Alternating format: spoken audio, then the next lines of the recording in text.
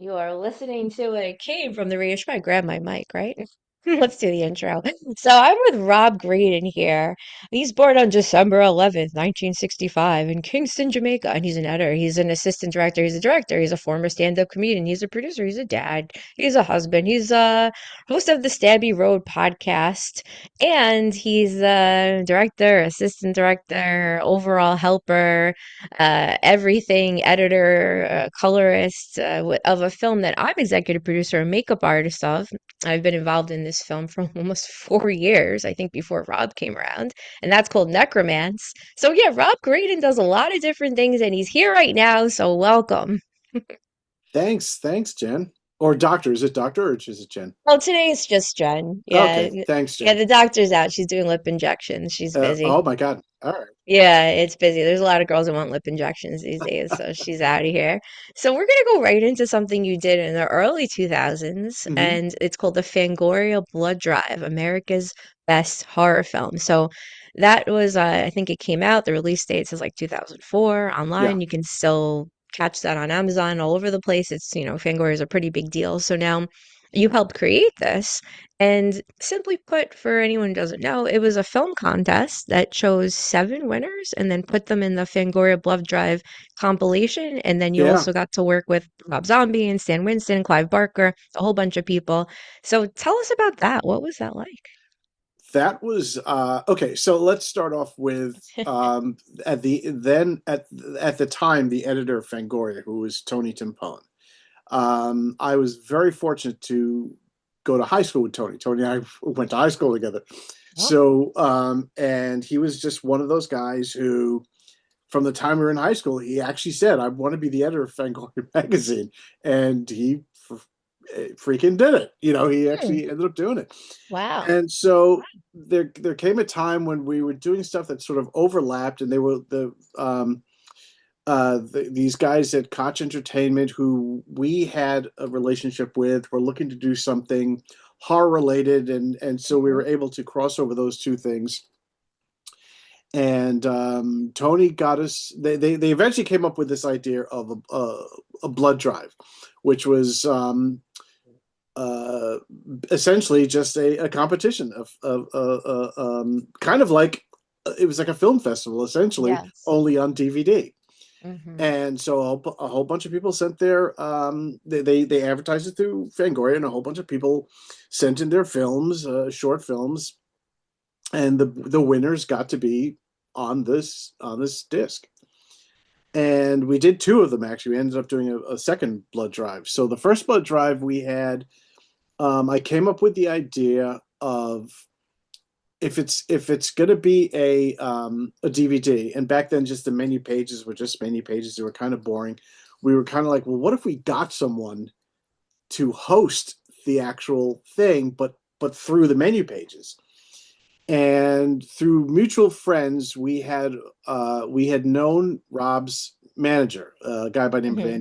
Andy Gould, and so myself, this guy S.A. Barron, who was also part of the company that we were working for, and Tony all kind of asked Rob, and Rob said sure.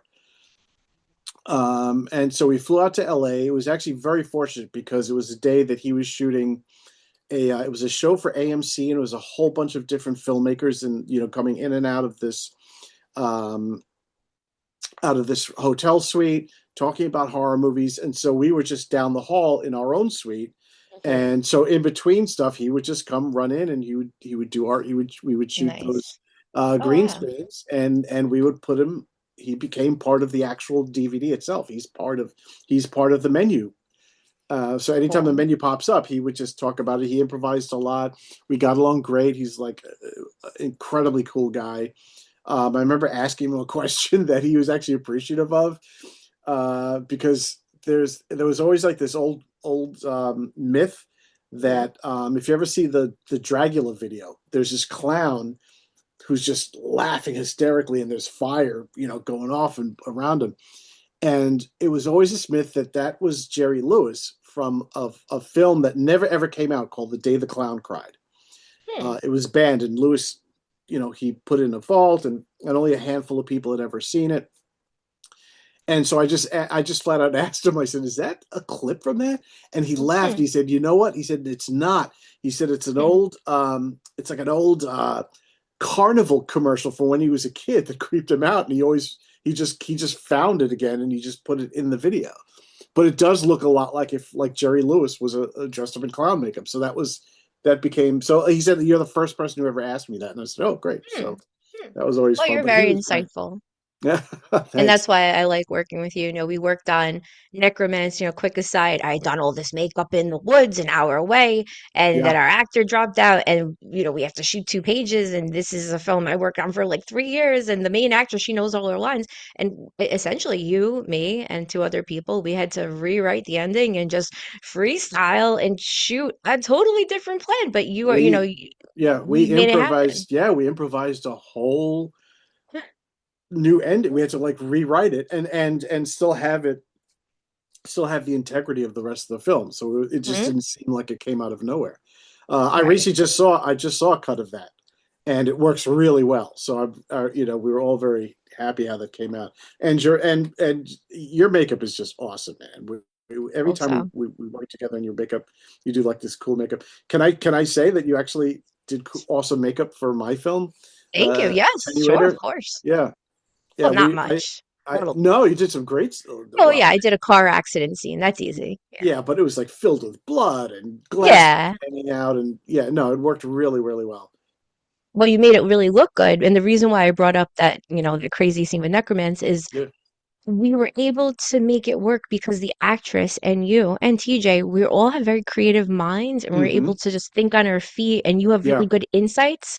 So that's really why I brought that up because if you weren't there, maybe, me and the other two, but you're really a good quick thinker and you're able to, figure things out when things go wrong. And also with the makeup, thank you. I mean, it was easy makeup, car accident makeup, and Tom Corsair is an incredible actor. He's Yeah. outstanding. But you made it look really good, because you shot. He's supposed to look like he's in an ambulance after a car accident, which was Yeah. essentially shot on the top of my old mattress, which I threw Yes. out, In your covered in bedroom. blood with Yeah. lights. But the way you set it up, it looks Yeah. like he's really in an ambulance. Good Yeah. job. Yeah. Thank you. Yeah. So, and again, that was also sort of last minute too, because that wasn't in the Hmm. script. Oh, I didn't know that. Okay. Wow. And you originally were just supposed to be an actor in it, Oh, and we were just like, "Oh, could you do like some makeup?" And you're like, of "Sure." And course. so like we improvised a lot of that, Oh, oops, whatever. and yeah, but you came up with that the sort of that bloody scar gouging and all that sort of stuff that looked great. And he sold But it. you came up with it like that day. Well, that's easy. Car Yeah. accident stuff, heroin stuff, addict stuff, no problem. So now we're gonna totally switch gears. Now you used to tour as a stand-up comedian. I think you mentioned touring with Jim Norton and a bunch of other really big Oh names yeah, that people know about yeah, nowadays. You were deep into comedy, right? I was a stand-up from 1986 to 2001. That's a long time. So Yeah. you also were or are the director of Sesame Street. You've directed several segments on Sesame Street. So random question, are there any overlaps or similarities or things you learned while touring and stand-up that you've applied to Sesame Street? Yes. So believe it or not, there actually is. Before I directed Sesame, I directed for a company called No Strings International, and basically what they Hmm. do is they create puppet films, like big elaborate puppet Oh, films. We shoot on half sound stages and stuff like that, for kids at risk parts of the world. So basically, so the first one I'll give you an example. The first one I ever worked on was teaching kids in Afghanistan about landmines, because thanks to us and the Russians, there are more landmines in Afghanistan than there are people. wow. Wow. What? Um, so what you would teach your kid, don't cross between two cars. A kid there would have to learn that if you're walking down the street and or walking, wherever, and you see like a cow that's been blown up, Wow. you have to step backwards in the step in the footprints that you came in, because those footprints are safe. Those footprints got you Yeah. there without a clue. So Whoa. they created these wonderful films based on different based that were culturally appropriate, that were region appropriate, and that taught different kids, AIDS awareness in Hawaii and in Haiti, and parts of Hmm. Africa, and nutrition in Madagascar, which again, things that we don't think of are huge issues Mm-hmm. in these different parts of the world. Indonesia, which was a whole mess. We shot like five different things of that because Wow. it was like volcanoes and earthquakes and things that like you have to teach kids to. Well, So the reason why I brought all that up is because the puppet world is not a huge thing. It's very small. It's relatively quite small. So all the puppeteers on that were puppeteers who worked on Sesame Street. And about okay. 2 or 3 years ago, there was sort of a big. I think there was a bit of a shakeup at Sesame, so they were looking for different Hmm. directors. And one of the puppeteers a few years earlier was like, you know what?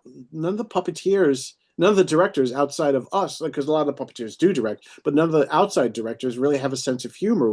Would you ever consider coming in and directing? And at the time, YouTube wasn't a big thing for Sesame Street, so Hmm. I couldn't really do it because it was not in the DGA. But then, lo and behold, like 3 years later, 3 years ago, I got a call saying, "Would you be interested in coming in to direct some segments at Sesame Digital, which is what the YouTube channel is?" And the YouTube channel is not considered broadcast, so you do not have to Hmm. be in the union to direct Okay. those. Got it. And I got a cold call because a lot of those puppeteers recommended me. So I don't know this for sure, but I'm probably one of the few outside directors that never really put in a resume or anything like that. I just got called. Oh, oh, interesting. So yeah, and so I can, and it was because of working with so many of them. They knew me, they were comfortable, and it really was like when I stepped on set, it was like kind of like an old homecoming thing because That's so awesome. many of us knew each other, and there were plenty of new um, puppeteers too. I worked the first day Megan Peace, I think, worked. Who she's the first black female puppeteer, and she was incredibly nice. So that was a big first that That's cool. I got to witness. I think being there, and it was a big grade of Sesame history as well as history.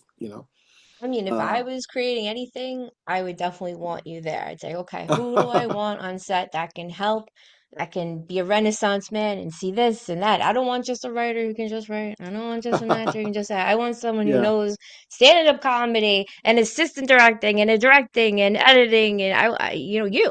yeah. You're Oh, very thank you, valuable. thank So, you. you have a lot of insights and a lot of Yeah, good ideas, and you have to make a lot of decisions. And we made a lot of decisions on another film.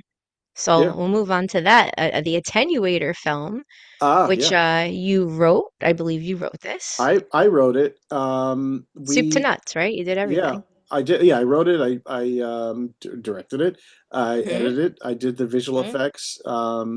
It came about because I I I I wanted to do something about grief and guilt, and I said, wouldn't it be Okay. interesting if we had a film that seemed like it was about guilt, about grief, but it ended up being about guilt?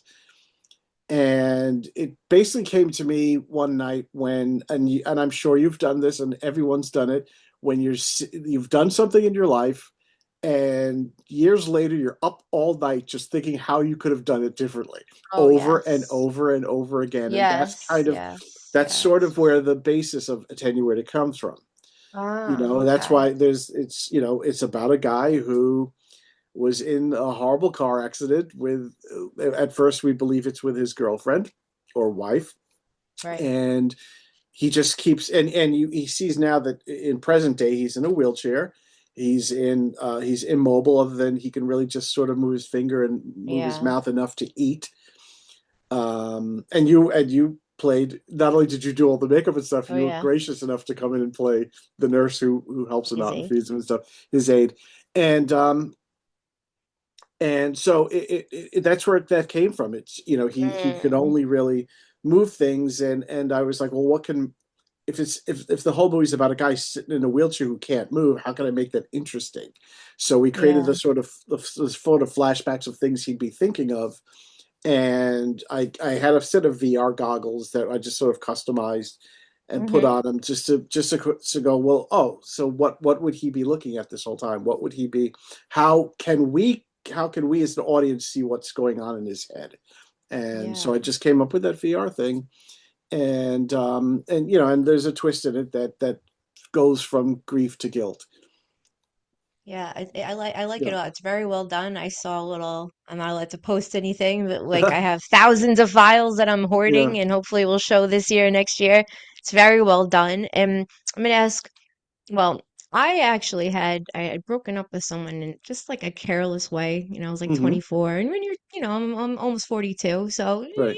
24, there's definitely things I would never do now, but I did it in kind of careless way. It was a lot of ego, and then 2018. It was a weird week. I had this weird meditation class I went to where I prayed to Mm. aliens and all this stuff happened. The SWAT team showed up to a thing, to Okay. a Can film I set. stop you for a second? Yes. I'm gonna have you on my podcast talking about what Oh, sure. Oh, I your have a crazy meditation class. story. Oh, But yeah, no, anyway, the but craziest things happened. I lost weight. I got back to the body because I ended up being disabled right after I dumped this oh guy. my God. I ended up being disabled for like 2 years and I gained 20 pounds and I was teaching workout classes and I couldn't walk. So imagine that's your job to teach workout classes and you can't even move. So my life like went to hell after that. And I can't help but believe in karma. But my point is, in Mm, 2018, I got the body that I lost in 2010, right after mm, I dumped. I got it back. Like right. like this. I all these weird premonitions and things happen, things related to even the Clintons, like very interesting, crazy stories and things related to the DA and government officials that contacted me. Really wild stuff happened. And I also found a bracelet, which I'm wearing, that he gave me. I'm not Mm, gonna say his name. I found it in the back of my car that I lost. So it's like my body from 2010 came back. My bracelet from wow. 2010 came back. And then I kept thinking in my head, God, you were such a piece of crap. Like you broke up with him in such a bad way. So I contacted him on Facebook. Thank you, Facebook. And I said, I'm so sorry. I was just such a piece of garbage. And he said, Jenny lady, it's okay. I'm actually walking into this restaurant, which I used to basically get all my food from, this Japanese place. And he's like, I'm Uh, walking in that restaurant right now, which he wow. never goes to as he got the message. He's like, it's okay. Like, don't worry about it. But he's a great guy and I felt that. So my final question, probably, is there anything that you think you messed up on that maybe you were able to make it right or you wish you made it right, kind of like an attenuator, or you had this guilt and you could fix it? I'm going to answer that twofold. Mm-hmm. I'm going to say that if you asked me that 5 years ago, I would say Mm-hmm. there's quite a number of things. Oh, interesting. But I think over a course of time, and I think as you get more mature, you have a tendency to not necessarily let them go, because there are times Mm-hmm. I'm up all night going like, oh man, that thing I did when I was 18 or 12, I wish I just Oh did that my better. God.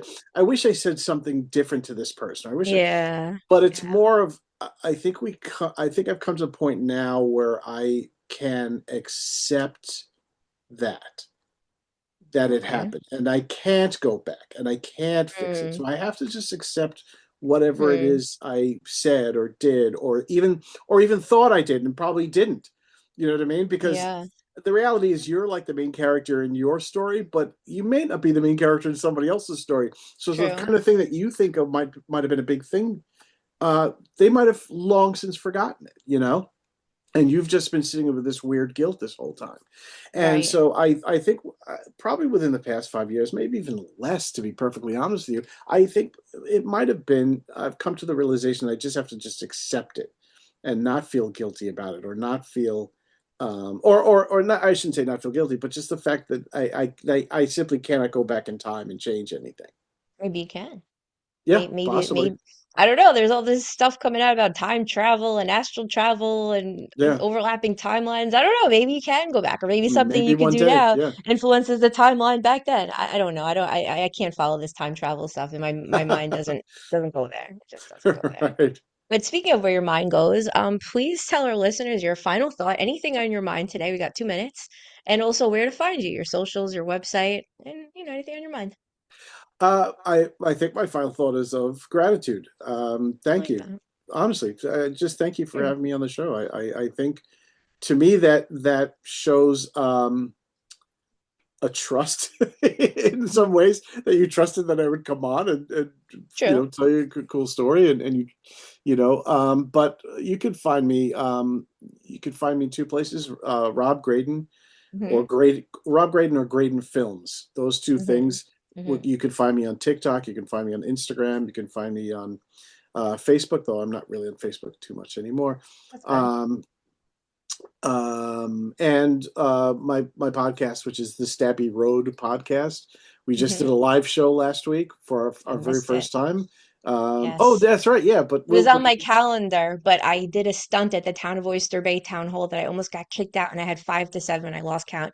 Town officials came up to me and they wanted to kick me out. It was very stressful, and I knew I would need every ounce of energy in my being to do right, this right. stunt because this is the first public stunt like comedy, like Sacha Baron Cohen type stuff. If you want Yeah, to yeah. compare it to anyone, so I texted TJ and I was like, I think I need to just go to sleep. And if I didn't Right, go to sleep, right. I would have had to cancel because I got in my car and I was sweating and I was soaked in sweat like I'd gone to war, and that's why I didn't go. But trust me, I really wanted to Okay, go. But so anyway, here's the deal.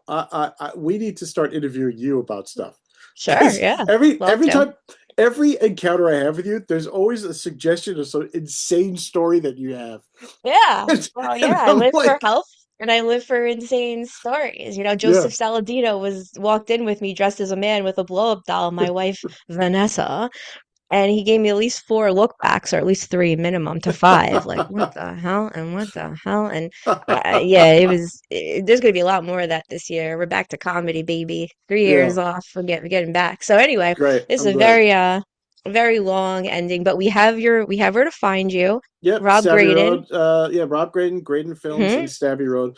Mostly TikTok, mostly Instagram, Hmm. and YouTube. Our YouTube channel, which is Stabby Road as well. And again, I worked Yeah, with him. I've seen him work, and he's great vibes. He also gets things done, and he understands time management, which a lot of people, their brain just doesn't understand time and that how to is stay true. on time. And if it, my final thought was, if it wasn't for Rob Green, if he didn't exist and he didn't come to Tarrytown to shoot 3 days, The Necromance, we wouldn't have been able to finish the film because he kept us on schedule. He was like a military driver. Come on, 3 minutes, 2 minutes, and I was dressed like an athletic event. I knew it was going to be like this, so I was ready. But I loved it. I was like, this guy is scaring me, but I love it. So yeah, he did a great job. And we're gonna throw it back to Mark Torres for more. It came from the radio.